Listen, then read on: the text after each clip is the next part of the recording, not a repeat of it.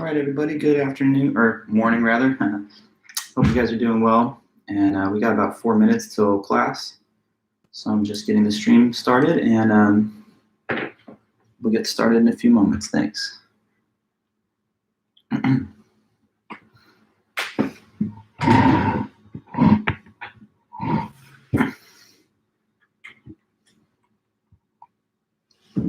Hi, Dimitri. Hey there.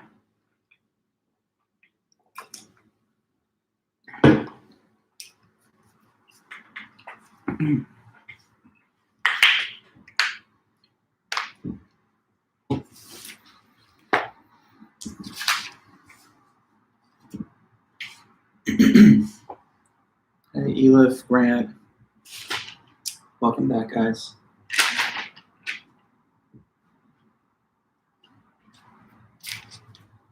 I don't know how your other professors do their lectures and stuff, but I'm very old school. I have just notebooks, and a lot of these notebooks that I'm lecturing out of are years and years old, and they're like falling apart. You can see the pages are just kind of loose, but what can I do? I'm not going to type them into a computer and start doing PowerPoint.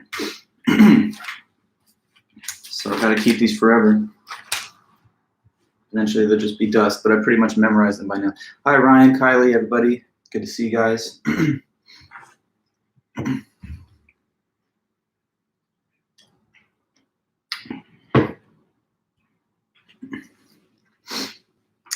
Couple minutes to go. Hi, Sloan.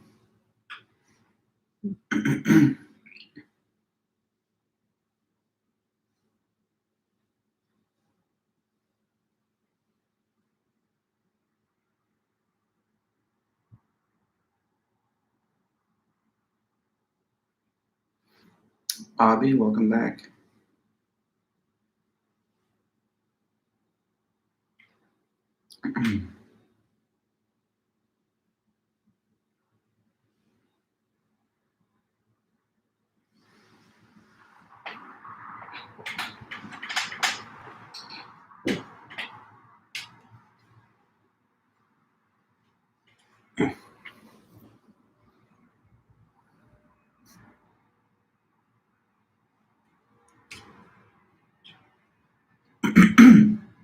Yes, that's in the schedule. You see, Stephen, Monday and Wednesday, midterm review. So we have 2 review sessions.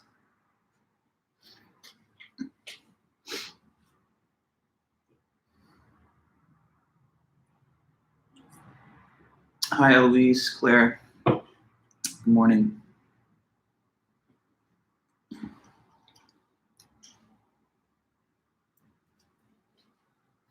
Jianyan, welcome back.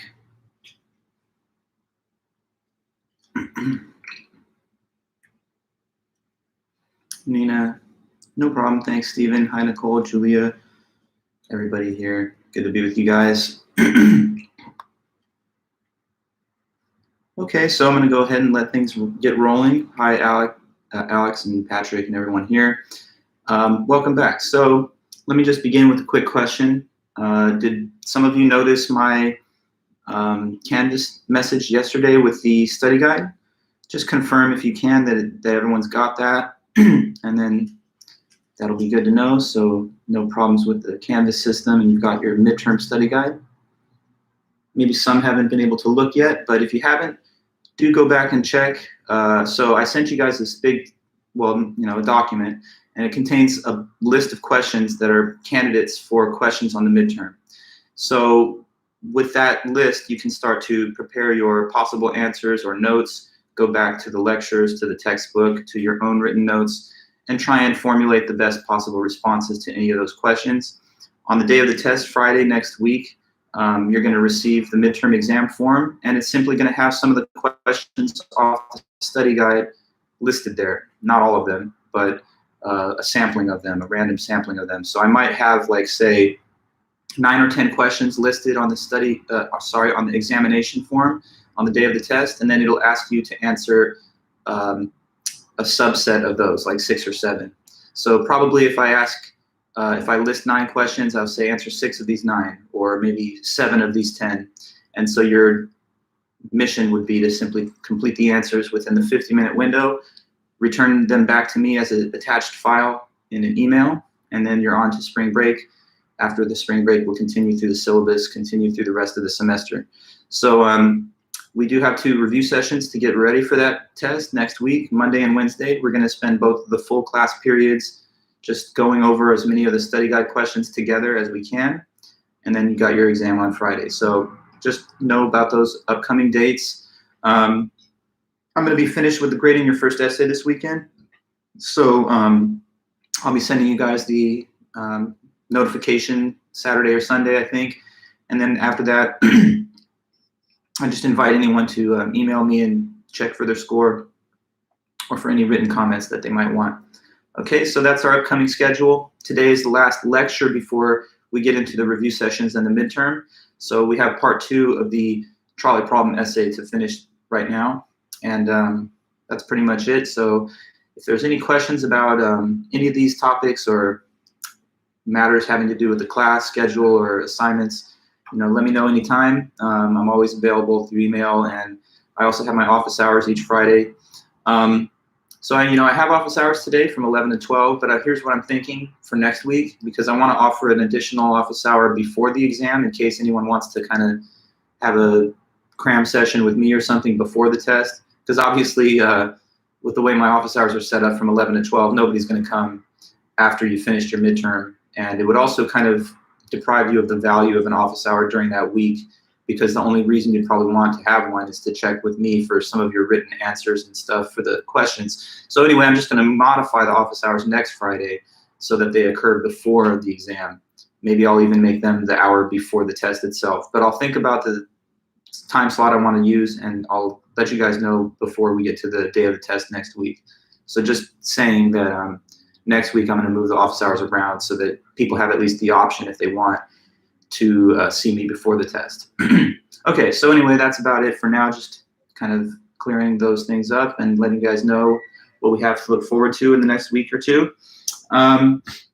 So if that's all fine and no other questions remain, then I'm just going to go back to the trolley problem for a minute. We still have to finish up this trolley problem essay.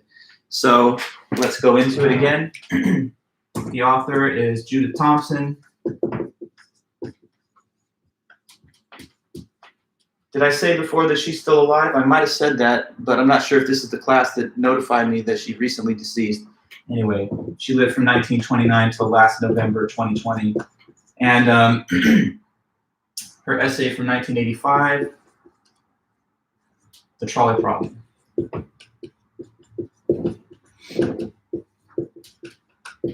Okay, so to get us, yes, I did in what, affirming what? That I did say that she was recently deceased, or that I did not? I'm not sure. But either way, you can let me know. Trolley problem, Judith Thompson. The basic concept behind this paper is to explore sort of inconsistent and puzzling intuitions that everyday people seem to have about the circumstances of killing versus letting die. And we expose how we have these confused and mixed up. Okay, sure, thanks, Ryan. I'm glad to know that I didn't let it go. I think that I'd have a different class where I'm teaching the same topic, which I neglected to mention that. But we're all on the same page, so good. Back to what I was saying, so the trolley problem, there's a couple of different examples that are mentioned in this essay, and they elicit kind of inconsistent intuitions from general audiences that have been asked this type of survey question in a lot of different research settings around the world. So the first case that's mentioned in the paper is the trolley driver case. Okay, so with trolley driver, you may remember there's an out-of-control trolley. Well, I don't know if out-of-control is the best word to say. It's just that it no longer has functioning brakes. It's going forward towards a group of 5 people that are there positioned on the track. And if it continues on that path, it's going to strike all 5, kill those 5 people. So that's not good at all, but there is a fork in the track, and the driver has access to a switch that will move the trolley from the first initial stretch of track to the other tangent. And if it goes on that opposite tangent, it won't hit the 5 people, but unfortunately there is 1 person on the other side. So it would still hit the 1 and kill the 1.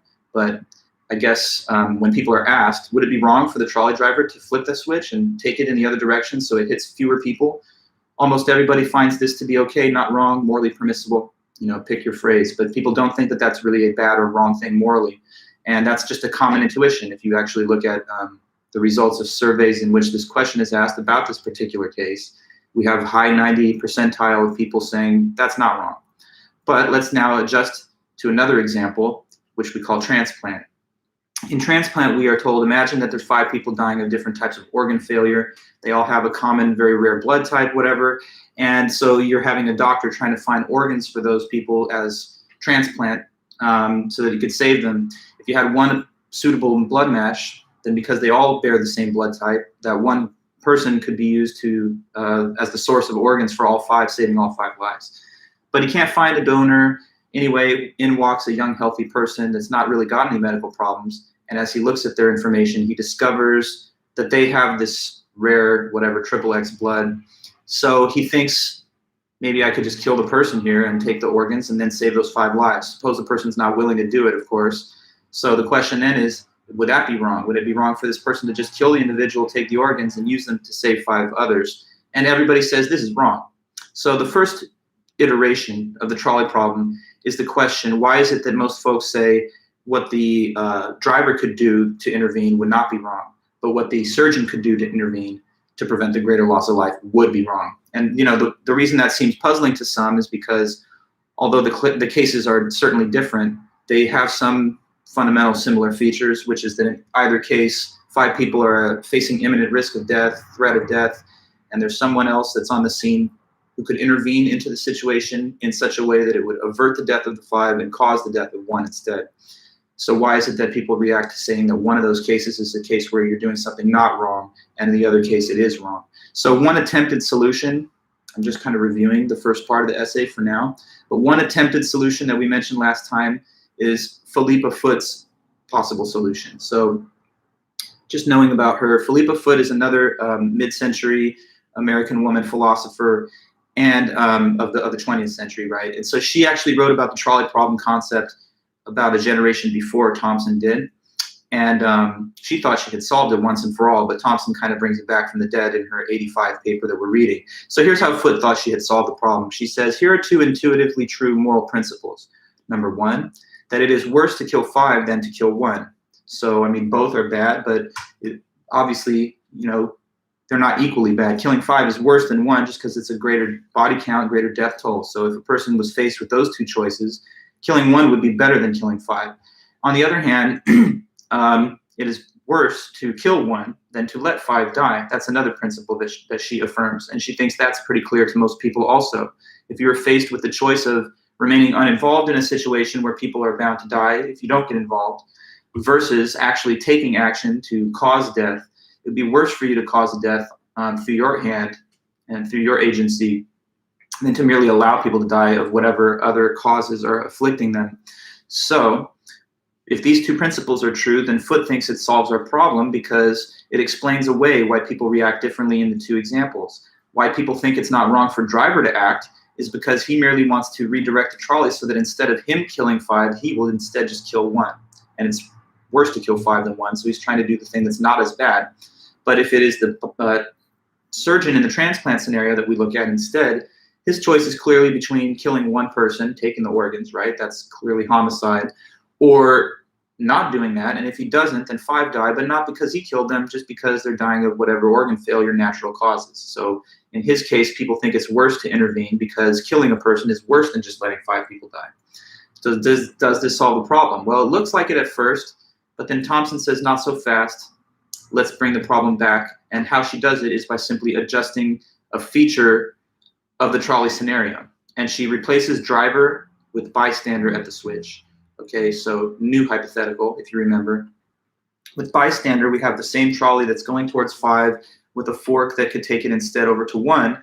But in this new version of the case, the driver is passed out and there's no way he can touch or manage the switch. So the only option is that there's a bystander somewhere that's on a remote area nearby, and they have access to an override switch themselves. This bystander is not riding along on the trolley, certainly not driving it. And then the question is given again to such audiences. Would it be wrong for the bystander to throw the switch in the effort of preventing the greater death toll? Yes or no? And most people don't seem to find this any different than the original driver case, that it's no more wrong for the driver to do it than it is for the bystander. So if that's not wrong, then it doesn't help with Foot's solution anymore, because now with the case of bystander, the bystander's choice actually is between killing one and letting 5 die. Because if he doesn't touch the switch, he's not the one that drives the trolley, and no one could call him the killer of 5. So this is kill 1 versus let 5 die, just like transplant, but we have mixed up intuitions again, according to which bystander is an okay act, but not the transplant action. So we have to look then for yet a further solution, and that's where we ran out of time last meeting. And so this next attempted solution that Thompson mentions is what she calls the Kantian style solution, or Kant's solution to the trolley problem. So let's go over that. So the Kantian solution.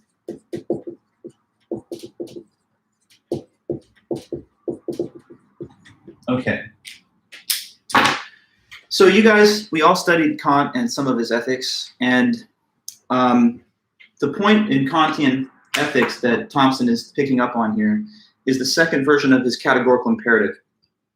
So who knows that? What does the second version of the categorical imperative say? It says that you should never treat human beings in a certain type of way, but what way is that? Never do what, or treat humans like what? Let me just see in the chat if you can tell me that. You know, Kant's categorical imperative does say never act except on maxims that could be universal laws. That's the first version. But there's a second version. So yes, that's right, Claire. Don't ever treat a human being as a means to an end, always as an end in itself.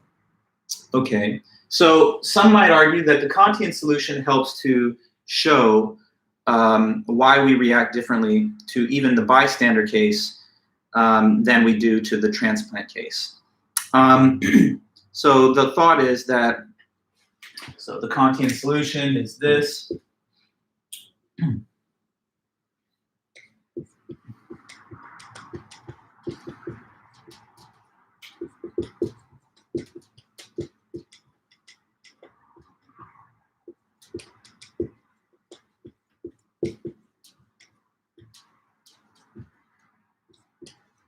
In transplant,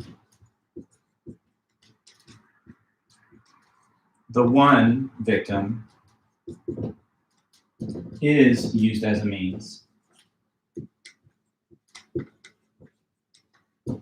but in bystander and in trolley driver, so like in all the trolley cases, but since we're now comparing transplant with bystander, we'll mention this one. But in bystander, the one victim, not the 5, but the 1, is not used as a means.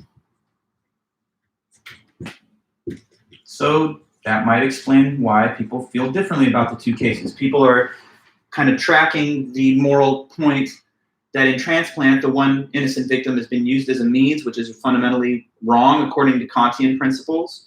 And in the bystander case, although there is one victim, that person is not really used as a means, and therefore it doesn't strike the intuition as something wrong. Now, how is it that one could argue that in this version, or in this case, the victim is a means, but not in this one?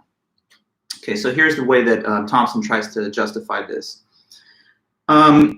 So she says, as a sort of consider this a test for whether an individual who you are having an interaction with is being used as a means by you. Consider whether or not the action involving them would still reach its intended goal if the person were to have disappeared somehow at the last moment, right? So it takes a little bit of mental gymnastics, okay, but just try to follow me. I want you to imagine that as the trolley bears down on the one person after the bystander flips the switch. So here's the situation. Trolley's coming forward towards 5. Bystander sees that, sees the switch, flips the switch. So it diverts the trolley. Now it's on that other side, going towards 1. Now imagine that as it's going towards the one, about to hit him, sorry to say it's going to kill him, but wait a minute. Poof, at the last minute, the guy just pops off of the trolley track. Like somehow, I don't know, magic, you know, he just appears like 7 feet off to the left, or like in an old Warner Brothers cartoon, he slips down a rabbit hole below it and it passes over his head. But the question I'm asking you now is this. If, for whatever miraculous reason, the one guy on the other side of the track was to just somehow fall out from the scenario at the last moment, would we still have achieved our goal of preventing the death of 5 people? Can you follow my question? So imagine that hypothetically, the one person was to vanish from the scene at the point of impact just before. Would we still have achieved our outcome that we wanted of saving those 5 others or not? Would the disappearance of this person prevent the goal from being achieved? That's my question to you. So the disappearance of the one individual on the other side of the track, would this, if they vanished at the last moment, would this make it impossible to have saved the other 5 or not? Would we still have saved 5 people if the guy disappeared, yes or no? You got to tell me in the chat, so I'll just wait for that reaction from you.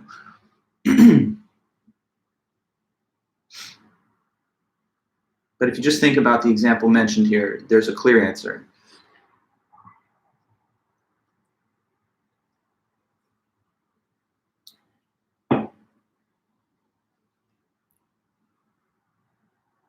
Are you mystified by my question? You must give me an answer, though. You can't passively wait for someone else to try and answer it. So tell me the answer.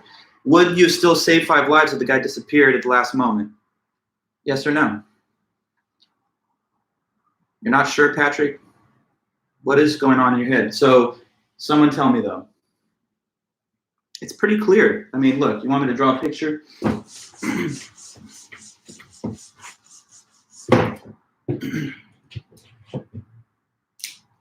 You say no? I mean, the answer is yes. You still would have saved the life. Dimitri, come on. Okay, so I don't want to draw the picture. Let me just talk this through. You have the trolley bearing down on the one individual, okay? The one individual. And suppose they disappeared at the last moment. The guy that's on the track just poof, presto, changeo, abracadabra, he's gone. So would we still save the 5 lives in case he disappeared? Let's not move to transplant yet, though. We have to focus on the one case one at a time. So in bystander, if the one guy disappears, so maybe you're not sure who I'm talking about. Here's a trolley. Here's 5 people ahead on the track. Okay, here's a tangent line with another stretch of the trolley. Here in this trolley, you have a passed out driver. Trolley's going forward. Over here, you got a bystander. Bystander standing at a standing by switch. This guy can hit the switch, okay? So if he hits the switch, the trolley's going to continue up this way. It's going to go towards this guy. Suppose last moment he passes like out of the scene, like he's just gone from the scene. He's not on the track. So in that case, what happens to the trolley? It just continues going off this way, and it did not hit 5 people. So in a way, you know, that would be better, wouldn't it? Because you would still have saved 5 people if the guy disappeared at the last moment, and it would have no human cost at all. There would be 0 death toll in that case. So his presence on the track is not even necessary to saving the 5 lives, right? The only thing that you're doing when you hit the switch is not trying to kill somebody necessarily. I mean, you can foresee that that will happen, but what you really would prefer is that he not even be there so that you can just divert the trolley to a different direction. So his death, although it's going to happen in this example, it's not really the point of switching the trolley track. If he was gone by some miracle at the last minute, you would prefer that because you'd save 5 lives and his death is not necessary to the saving of those 5 lives. The life-saving rescue mission of switching the switch only passes through his death incidentally. His death is not an essential ingredient in the life-saving action of diverting the trolley track. Okay, so let's kind of understand that. If this guy was to disappear at the last moment, then flipping the switch still would have saved 5 lives. Okay, so according to Thompson, this means that the guy's not really used as a means because the action involving him would still have reached its intended goal, even if he wasn't there in the end, you know? Even if he was not even there, then switching the trolley's track would have saved 5 lives and his death would not have been a part of the whole situation. But now let's switch to the other example of transplant. Okay, now follow my explanation here. In the transplant scenario, suppose that at the last point of action, as the surgeon is bearing down on him, about to use the scalpel to kill him and take his organs out, imagine that God or whoever just takes him off the operating table and he's in a completely different area. So he's not there. He vanishes from that table. If that were to happen in that example, then would we have been able to save the 5 lives, yes or no? Right? Answer that. In transplant, if the one victim was to disappear at the last moment, then would we still have been able to save those other 5 people or not? No, and that's right. Good, Eric. You couldn't have saved the 5 lives in transplant without the person's body there because you need their organs. So it's clear that in transplant, the victim is used as a means.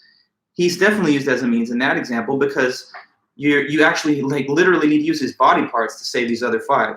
So you could argue that in bystander, although it's sad that one person gets hit by this trolley when the switch gets flipped by whoever, it's not really him and his death that is the result that you're trying to get to. So his death is not an essential ingredient in the life-saving action here. Switching the switch is merely intended to get the trolley to go away from 5 people. It's not aiming at the death of a person per se.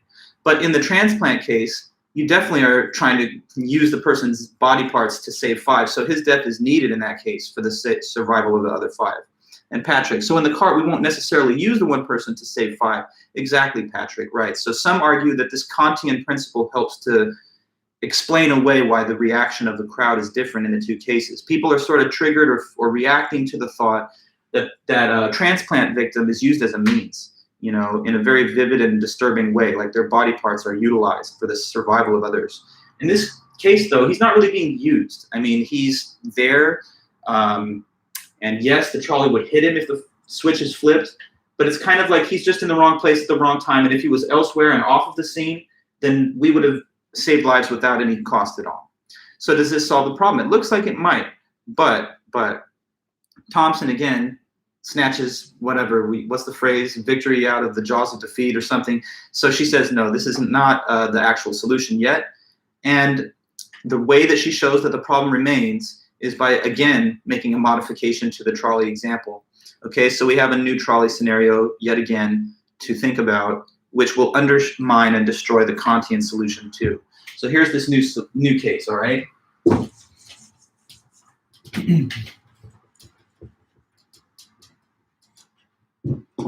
So here's this new case, and we call it loop.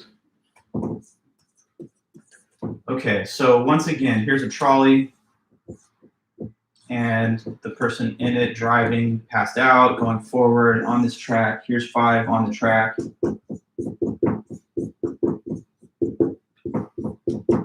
Up here, another stretch of the track, and you got the bystander standing by near a switch that can achieve the diversion of the trolley path. But here there's this difference in loop, okay? So in the other 2 trolley cases, driver and bystander, you have imagined that there are 2 different stretches of track which just continue off in these different directions and never kind of loop. But imagine that we change that a little bit, and now we say that the trolley track forms a loop. And on this part of the loop, you have, I don't know what's the best way to say that. I mean, let's just say it's a large gentleman. Okay. So, okay, now here's the way the loop situation is described.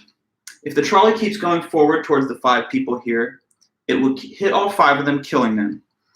But the 5 bodies there are sufficient in their aggregate mass to arrest the forward momentum of the trolley and stop it from continuing along the track. So if it goes towards 5, it kills all 5, and they sort of gum up the works so that it doesn't loop around the back and still hit and kill the large guy.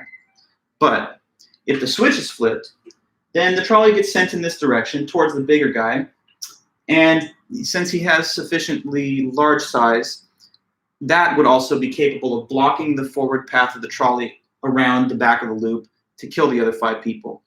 Okay? So all we're saying is the track forms a loop, and whichever direction the trolley goes, it's going to be stopped by the impact of either the 1 large guy or the 5 whatever regular size people. So the question is asked again to the audience. In loop, do you feel that it's right or not right, or maybe I should put it this way, wrong or not wrong, for the bystander to flip the switch in the loop case? And I don't know what you think the reaction of most is, but I'll just let you know that, again, the overwhelming majority say that they don't find that wrong either. They don't think that it's wrong to flip the switch in driver, bystander, or loop. In all 3 of these trolley cases, people are uneasy by the differences and generally come back with the response, it's not wrong to do that. But if it's not wrong to do that in the loop case, then the Kantian solution will no longer give us the answer that we want. Because think about it now. What I just said before was, imagine the guy disappears at the last moment, at the point of impact or at the point of action, right? Well, in this version of the case, say the bystander flips the switch, trolley's going now towards the one bigger guy, and then somehow whatever magical thing happens and he's no longer on the track. So if he was to vanish from the track as the trolley's approaching him, then what would happen in the loop case? Who could tell me that? That's the question now. What happens in the loop scenario if large gentleman vanishes at the last minute? What happens to the other people, the trolley, and all of that? Question.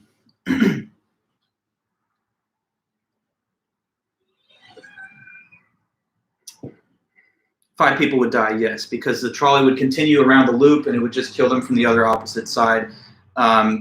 So in that case, in the loop case, it looks like the death of this one individual actually is essential to the prevention of the other 5 people's death. Unlike in the original cases where we didn't specify that there was a loop. You could have thought then that the disappearance of the one individual would be fine and this other 5 would still be safe because it would continue off in a different direction. But if it's loop, then the elimination of the one guy from the scenario at the last moment destroys the possibility of the trolley not impacting these 5 people. So if that's something that everybody says is okay, but transplant's still not okay, then the Kantian solution really has not given us the answer, because now we've restored a parallel between the 2 cases again. With loop, the one victim does appear to be used as a means, but nobody really thinks it's wrong to do this.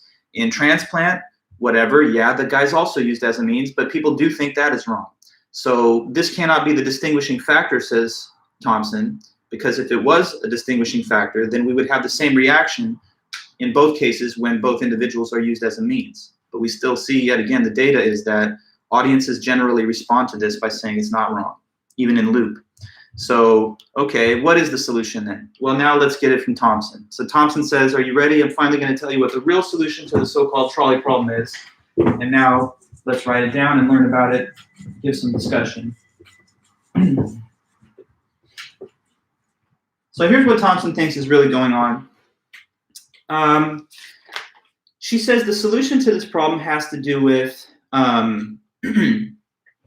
whether or not the large group of individuals that's threatened is being threatened by the same thing that threatens the small group of individuals. Okay, so Thompson's solution tells us this.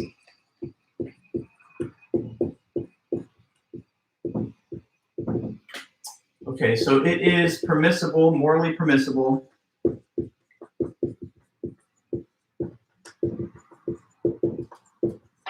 to redirect or divert a threat from a greater to a smaller number of people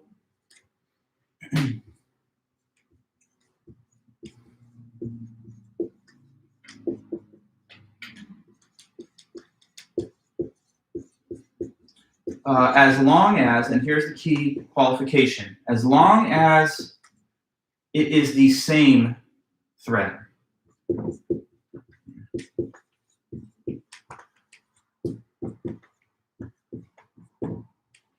So she thinks this is what is kind of the reasoning that underlies our different moral responses to the 2 cases that we're being presented with.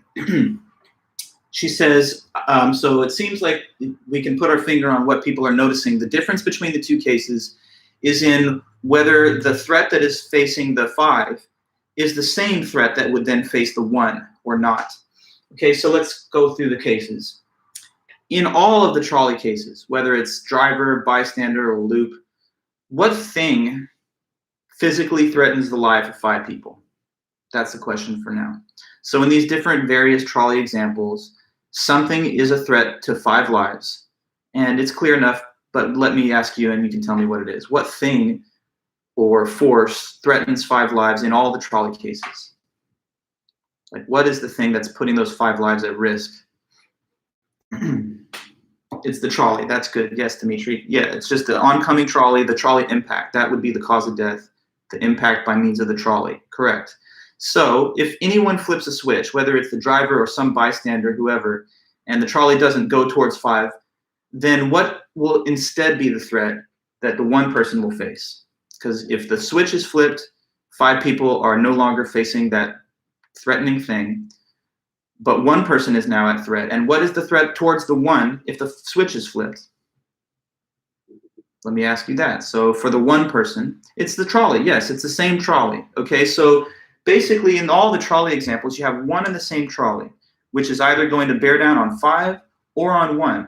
But the important thing, according to Thompson anyway, is that it's the same threat. It's not like a wholly different threat that the 5 would face versus the 1. It's the same threat, and so it's just like trying to funnel that threatening thing into a least destructive course. Now, let's compare that with transplant. What thing threatens the life of What thing threatens the life of 5 people in the transplant case? In the transplant case, 5 people are threatened by something that could kill them. But what exactly is the threat that those 5 people are facing in the transplant example? What is the cause of death that it would be for the 5 in the transplant situation? Well, you say lack of organs, but I would put it a little differently, because imagine that we live in a world where organ transplants don't even exist. Of course, that's a relatively modern phenomenon.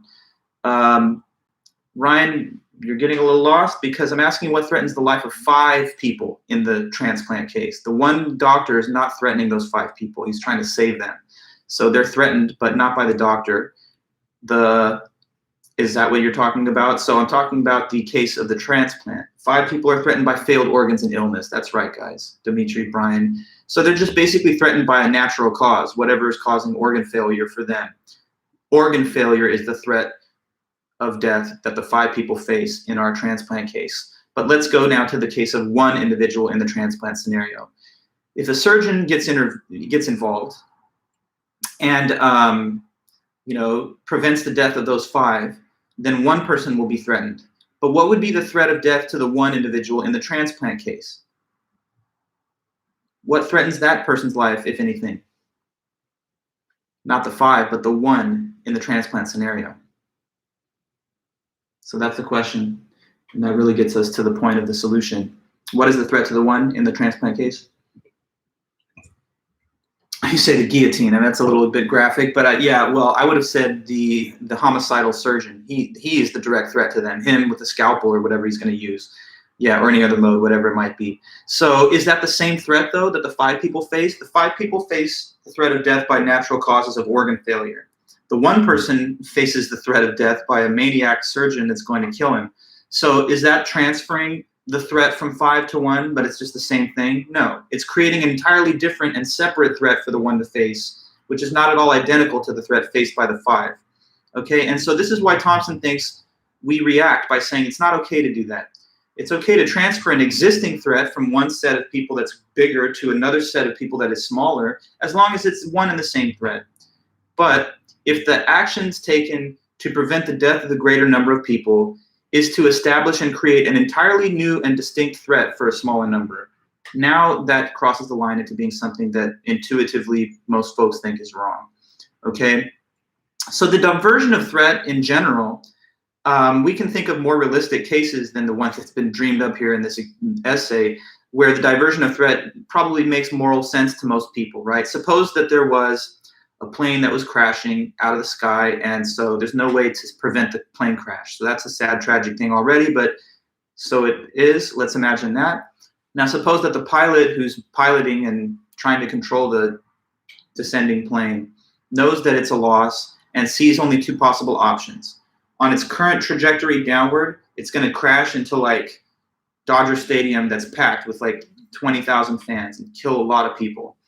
But if he just steers the failing plane in this other direction, it'll land in like a big open field where there's a couple of people maybe picnicking, but it's just like, a couple dozen.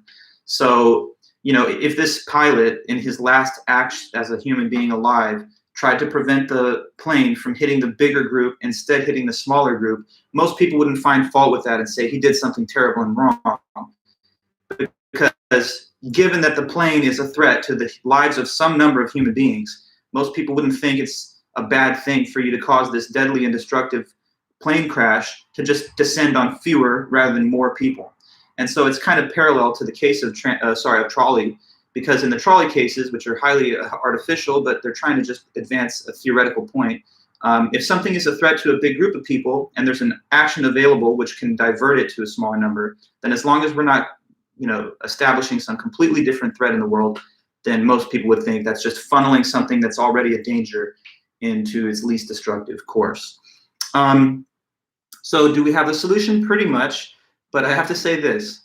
Thompson wants to add a little bit of one additional clause to this, because she's thinking critically about one type of case which could even pose problems for this solution. So she says one little last additional amendment will make it a perfect solution. So she adds this to the tail end of it. It's morally permissible to redirect a threat from a larger to a smaller number of people as long as it is the same threat, and, second clause, and as long as the means of diverting or redirecting the threat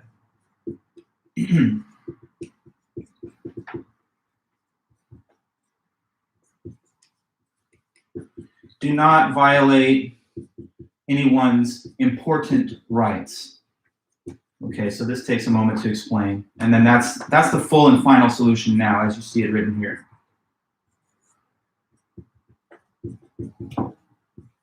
Thompson, anyway, believes that this is the ultimate solution to the problem. So we have 2 points. First of all, what I already said, that it's okay to direct a threat from a bigger to a smaller group, but it has to be the same threat. And then the last thing is this. Also, the means by which you redirect the threat must not violate anyone's important rights. So to show why this last clause is needed, we have to play around with one last, or I don't know, maybe a couple, but we'll start with one more hypothetical scenario involving a trolley. So maybe I'll leave the second part of the solution here so that we can keep it in view as I talk you through this one more example.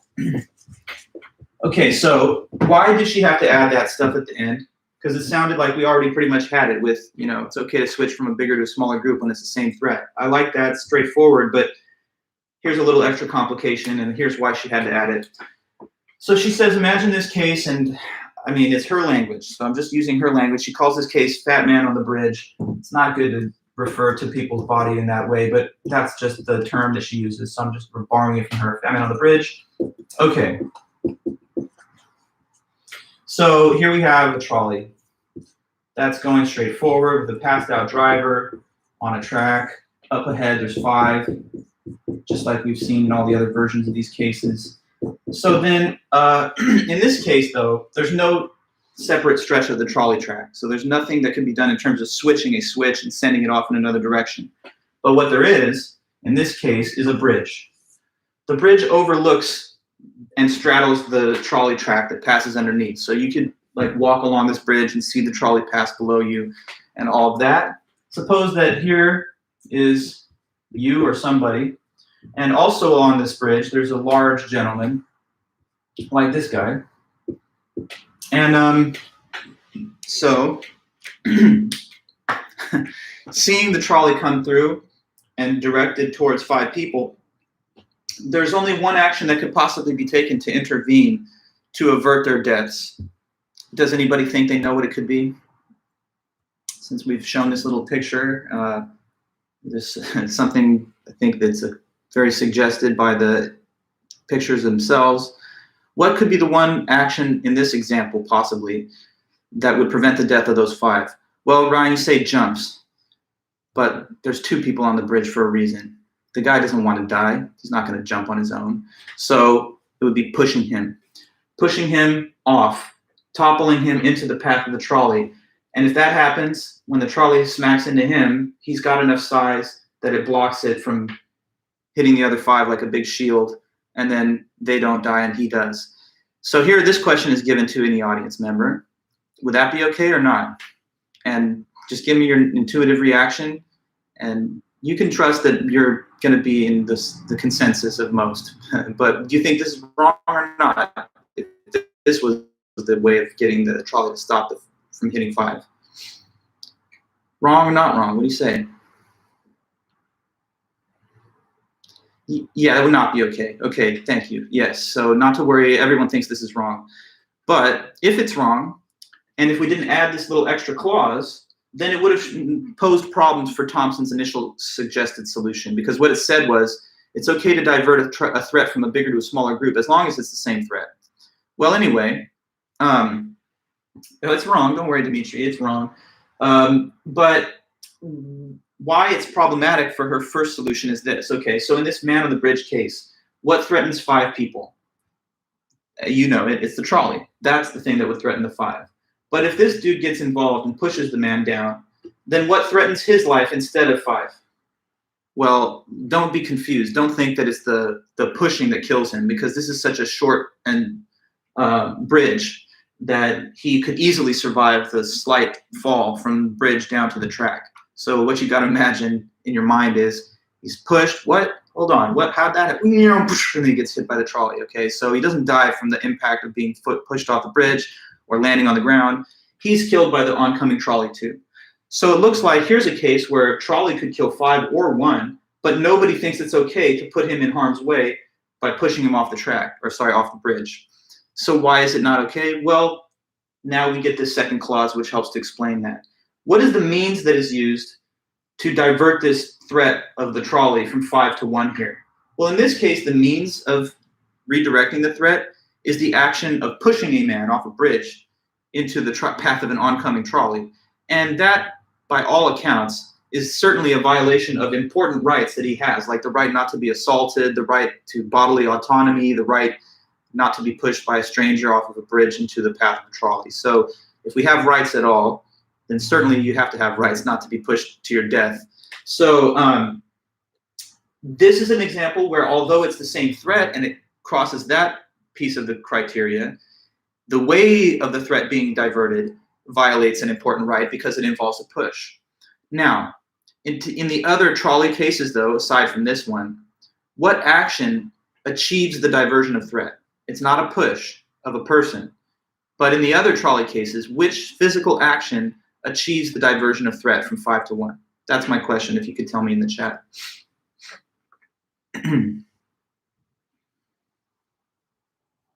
You know, like I'm talking about bystander, driver, loop. In all those examples, it's the lever. It's the pushing of the button or lever, the switch. Correct, guys. And so what Thompson is saying is that action in and of itself, pushing a switch, is not an important rights violation. So when you divert the threat, it also matters how you do it. So if the diversion of threat is only achievable by means of an assault, then it's not okay. But if the diversion of threat is achievable by means of something as innocuous as flipping a switch, then the flipping of a switch is not in and of itself a violation of an important right.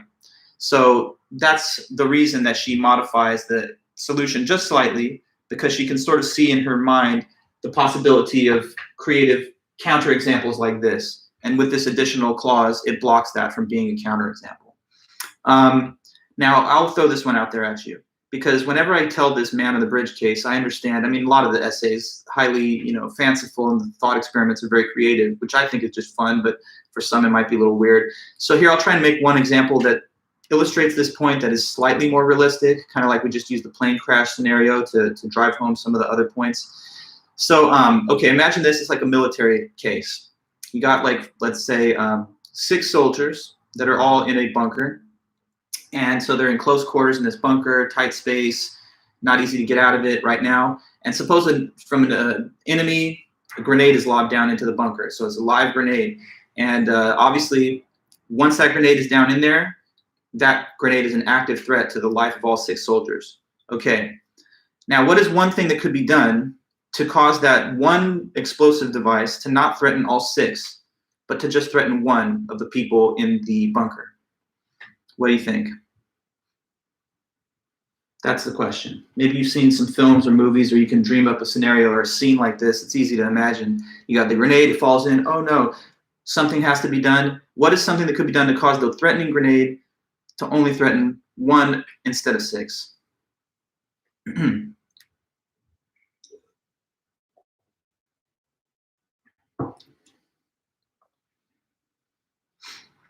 Okay, so yeah, there you go, Brian. If one person were to jump on the grenade, throw themselves upon it, like a heroic act of self-sacrifice, I guess, in that example, then that one grenade wouldn't blow up and kill all 6, but they would blunt the impact with their body, right? And it would instead just kill 1. Now, would it be permissible for someone to jump on top of it in the effort to divert the threat from 6 to 1? Sure, because in that case, what's the means taken to divert that threat? The voluntary act of self-sacrifice, which is within your rights to do. But what would be a morally impermissible way of getting that threatening grenade to only threaten 1 of the people in the bunker? Now I'm asking you a new question, kind of. Instead of a person jumping on it, which is fair, what would be a not okay way to get that 1 grenade to not threaten all 6, but just 1 of them? So what would be a invalid means of diverting? Yes, Dimitri. So suppose someone's like, oh God, this grenade, we can't have this. I gotta sacrifice my friend. He's gonna have to put him on there, hold him down. Right now, is that okay? The thought is that it's a diversion of threat using the same threat that faces 6 versus 1, but it's not okay to use the method of assault to put that 1 person into the harm's way of the threatening thing. So this example also kind of makes the point that it's not wrong to divert a threat from a bigger to a smaller group, but you also have to make sure that the way that you get that diversion to happen doesn't involve a violation of an important right that anybody holds. So a voluntary act is within your rights. Flipping a switch, I guess, within your rights. But the act of assault, pushing, throwing someone's body on something to forcefully get them in the way of the threat is not permissible. Okay, so that's the intuition she has. And so in the very end, we got our solution. But to be fair, there's a couple of additional funny cases. I just kind of think of them almost as humor to me, but she plays again around with the idea of important rights that she states here at the bottom, because you might have been thinking, isn't that a little vague? What are these important rights? What's the scope of them? And she says, okay, there could be some reasonable disagreement from person to person about what the scope of important rights are. And so she just says, that's where I leave it to the individual reader to fill in the blank about what important rights are. And so she says intuitions could reasonably diverge on that. And so she gives some funny examples. Like, here's one. Suppose that earlier in the day you were hanging out with the track workers and you're like talking to those track workers and you're like, have you guys ever heard about the trolley problem? They're like, what? And you're like, yeah, it's kind of a ridiculous problem case in ethics that we study in philosophy. Track worker might be like, oh yeah, you know what? I actually have heard of that. We track workers always joke about the trolley problem. Let me say something. I want to ask you a favor. Track worker looks at you real serious like, and he's like, I'm serious though. I want you to make me a serious promise. Swear to me that if that ever actually happened and you saw a trolley coming at like me and my guys here working,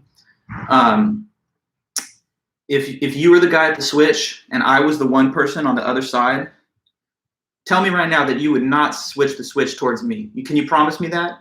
Suppose you're like, well, that's a weird thing to ask because this will never happen. This is so unrealistic, but sure, I promise you. So what's the promise? You're saying if you're the one guy on the other side of the track and I'm the bystander or whoever, you want me to promise that I will not switch the switch so that it hits you and just let the scene go through as it hits the other 5.